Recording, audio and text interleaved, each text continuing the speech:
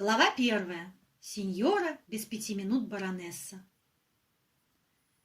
Фея была старая синьора, очень благовоспитанная и благородная, почти баронесса. «Меня называют, — бормотала она иногда про себя, — просто фея. И я не протестую, ведь нужно иметь снисхождение к невеждам. Но я почти баронесса, порядочные люди это знают». «Да, синьора баронесса, — поддакивала служанка.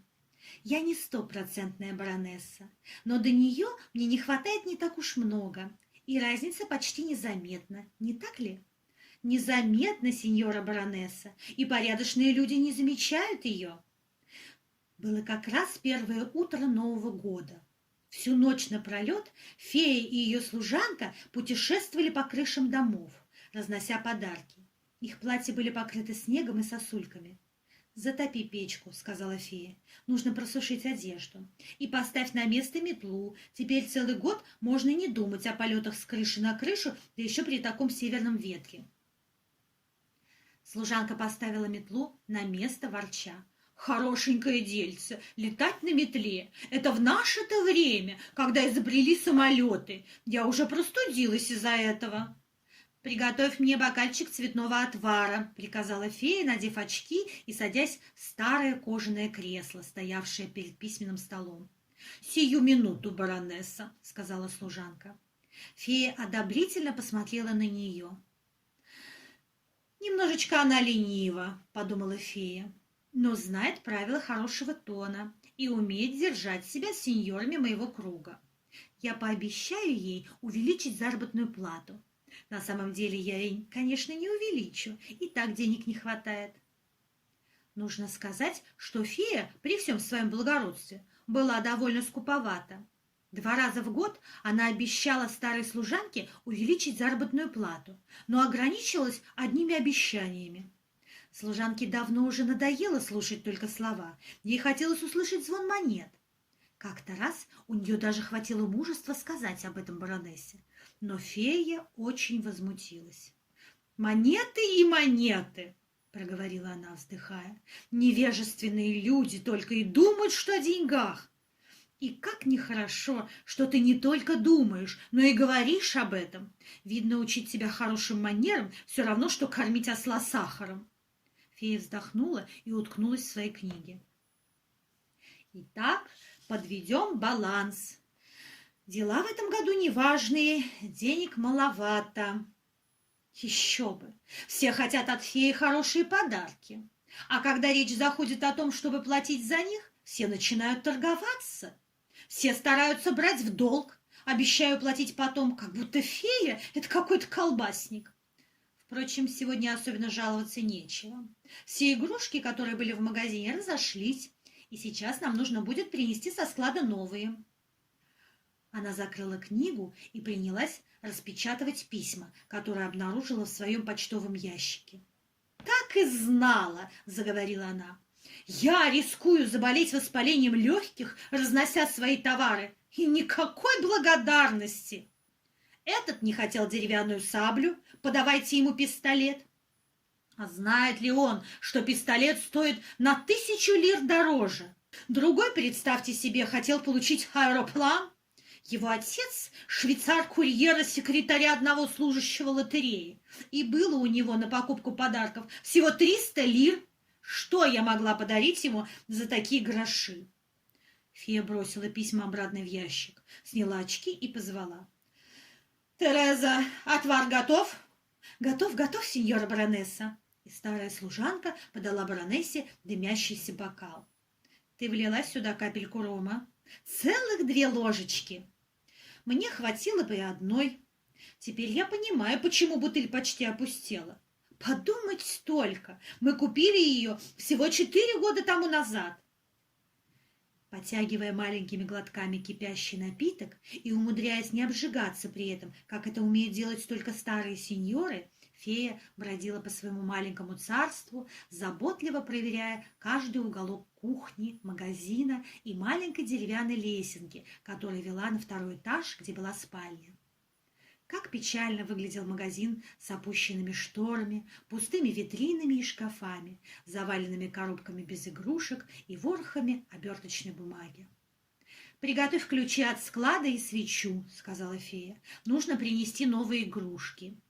«Но, сеньора баронесса, вы хотите работать даже сегодня, в день вашего праздника? Неужели вы думаете, что кто-нибудь придет сегодня за покупками? Ведь новогодняя ночь, ночь феи уже прошла». «Да, но до следующей новогодней ночи осталось всего-навсего лишь 365 дней».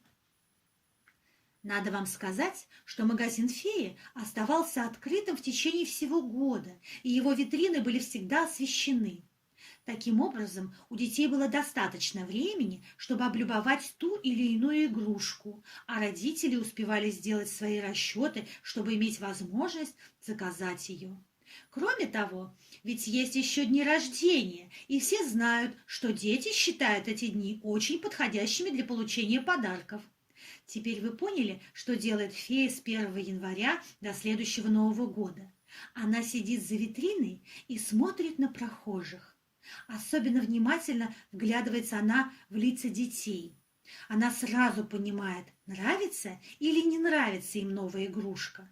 И если не нравится, снимает ее с витрины и заменяет другой. О, сеньоры, что-то теперь на меня напало сомнение.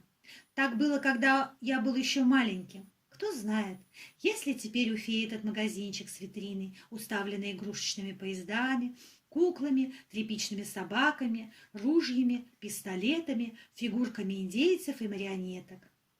Я помню его, этот магазинчик феи. Сколько часов я проводил у этой витрины, считая игрушки. Чтобы пересчитать их, глава 2. Витрина наполняется.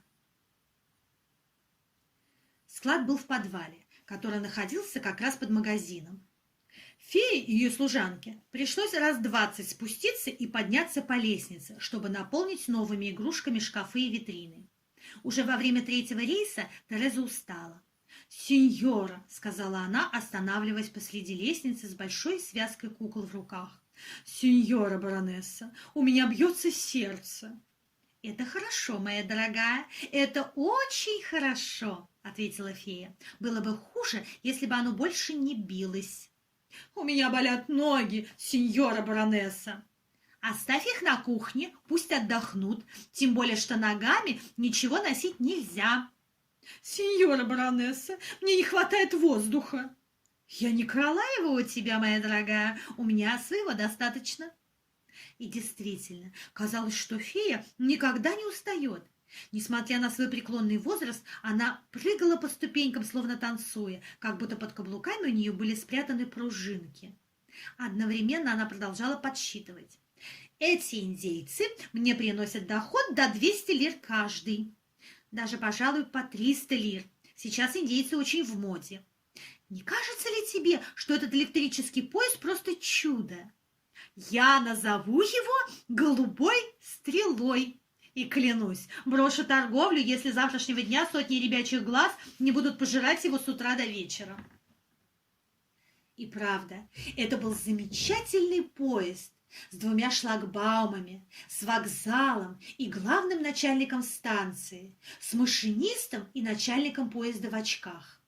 Пролежав столько месяцев на складе, электропоезд весь покрылся пылью, но фея хорошенько протерла его тряпочкой, и голубая краска засверкала, как вода Альпийского озера.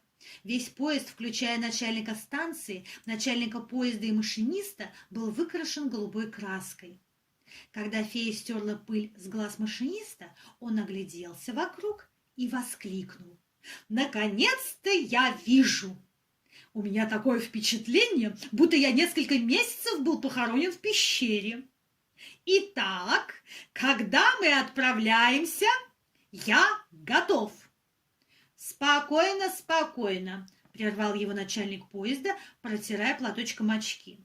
«Поезд не тронется без моего приказа».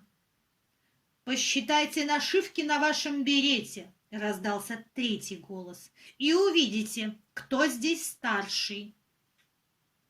Начальник поезда пересчитал свои нашивки. У него было 4. Тогда он сосчитал нашивки у начальника станции. 5. Начальник поезда вздохнул, спрятал очки и притих. Начальник станции ходил взад и вперед по витрине, размахивая жезлом, которым дают сигнал отправления. На площади перед станцией выстроился полк оловянных стрелков с духовым оркестром и полковником. Немножко в стороне расположилась целая артиллерийская батарея во главе с генералом. Позади станции расстилалась зеленая равнина и были разбросаны холмы. На равнине, вокруг вождя, которого звали Серебряное Перо, раскинулся лагерь индейцев. На вершине горы верховые ковбои держали наготове свое лассо. Над крышей вокзала покачивался подвешенный к потолку аэроплан. Пилот высунулся из кабины и смотрел вниз. Надо вам сказать, что этот пилот был сделан так, что он не мог подняться на ноги. Ног у него не было. Это был сидящий пилот. Рядом с аэропланом висела красная клетка с канарейкой, которую звали «желтая канарейка». Когда клетку слегка покачивали, канарейка пела. В витрине были еще куклы, желтый медвежонок, тряпичный пес по имени Кнопка, краски, конструктор, маленький театр с 3 марионетками и быстроходный двухмачтовый парусник. По капитанскому мостику парусника нервно расхаживал капитан. Ему по рассеянности приклеили только половину бороды, поэтому он тщательно скрывал безбородовую половину лица, чтобы не выглядеть уродом. Начальник станции и полубородый капитан делали вид, что не замечают друг друга. Но, может быть, кто-нибудь из них уже собирался вызвать другого на дуэль, чтобы решить вопрос о верховном командовании в витрине. Куклы разделились на 2 группы. Одни вздыхали по начальнику станции, другие бросали нежные взгляды на полубородого капитана. И лишь одна черная кукла с глазами белее молока глядела только на сидящего пилота и больше ни на кого. Что касается тряпичного пса, то он был с удовольствием вилял хвостом и прыгал от радости. Но он не мог оказать эти знаки внимания всем 3 и выбрать кого-нибудь не хотел, чтобы не оскорблять остальных 2. Поэтому он сидел тихо и неподвижно, и вид у него был немного глуповатый. Его имя было написано красными буквами на ошейнике – Кнопка. Может быть, его назвали так, потому что он был маленьким, как Кнопка. Но тут произошло событие, которое сразу же заставило забыть и ревность, и соперничество. Как раз в это мгновение фея подняла штору, и солнце хлынуло в витрину золотыми каскадами, вызывая у всех жуткий страх, потому что никто раньше его не видел. 100 000 глухих китов! — рявкнул полубородый капитан. — Что случилось? На помощь! На помощь! — завизжали куклы, прячась друг за друга. Генерал приказал немедленно повернуть пушки в сторону неприятеля, чтобы быть готовыми отразить любую атаку. Только Серебряное Перо оставался невозмутимым. Он вынул изо рта длинную трубку, что делал только в исключительных случаях, и сказал: «Не бойтесь, игрушки! Это великий дух, солнце, всеобщий друг. Смотрите, как повеселела вся площадь, радуясь его приходу». Все посмотрели на витрину.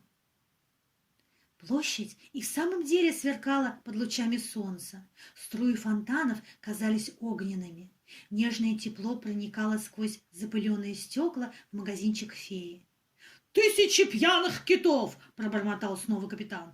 «Я ведь морской волк, а не солнечный!» Куклы, радостно болтая, сразу же стали принимать солнечные ванны. Однако в один угол витрины солнечные лучи не могли проникнуть. Тень падала как раз на машиниста, и тот очень рассердился. «Должно же быть так случиться, чтобы именно я оказался в тени!» Он выглянул за витрину, и его зоркие глаза, привыкшие часами смотреть на рельсы во время долгих поездок, встретились с парой огромных, широко раскрытых глаз ребенка. В эти глаза можно было заглянуть, как заглядывают в дом, когда на окнах нет занавесок. И, заглянув в них, машинист увидел большую недетскую печаль. «Странно», — подумал машинист голубой стрелы. Я всегда слышал, что дети – веселый народ. Они только и знают, что смеются и играют с утра до вечера. А этот мне кажется грустным, как старичок. Что с ним случилось? Грустный мальчик долго смотрел на витрину. Его глаза наполнились слезами. Время от времени слезинки скатывались вниз по щеке и спадали на губы. Все в витрине затаили дыхание. Никто еще не видел глаз, из которых текла бы вода, и это всех очень удивило. «Тысяча хромых китов!» — воскликнул капитан. «Я занесу это событие в судовой журнал!» Наконец мальчик вытер глаза рукавом курточки, подошел к двери магазина, взялся за ручку и толкнул дверь. Раздался глухой звонок колокольчика, который, казалось, жаловался, звал на помощь.